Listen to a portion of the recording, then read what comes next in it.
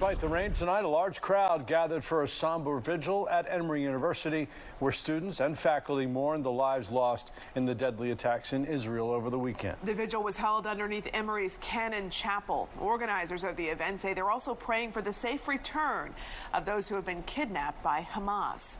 During a national address in Israel tonight, Prime Minister Benjamin Netanyahu said Hamas militants beheaded soldiers and raped women during their deadly attack. He also accused the terror organization of targeting young children and said other victims were burned alive.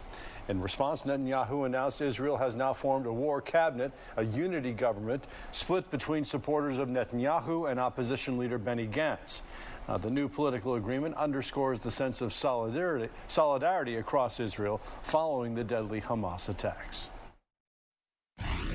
We are united, right, left, Orthodox, non-Orthodox, that we have to win this battle and obliterate Hamas.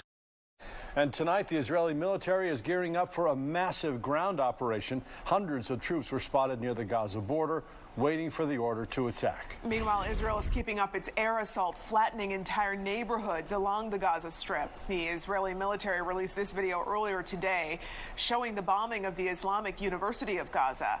The Israel Defense Forces say Hamas turned the campus into a training camp for weapons development and military intelligence.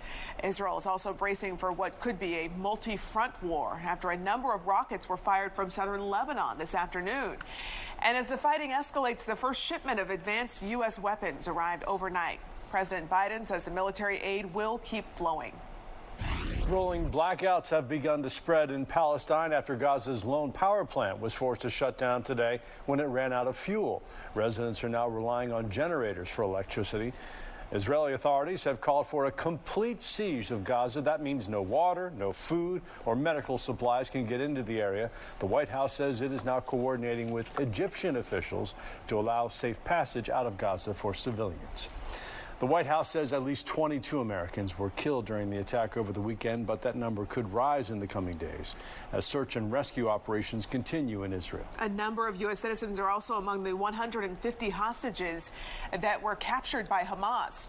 During a White House press briefing today, the spokesperson for the National Security Council promised the U.S. military is doing everything they can to bring those hostages home. And we're going to do everything we can, particularly for those who don't know where a loved one is, to find out where they are and to get them home with you where they belong. And that includes, of course, being willing to assist in advice or counsel when it comes to hostage recovery efforts. So far, the war has already claimed the lives of more than 2,000 people.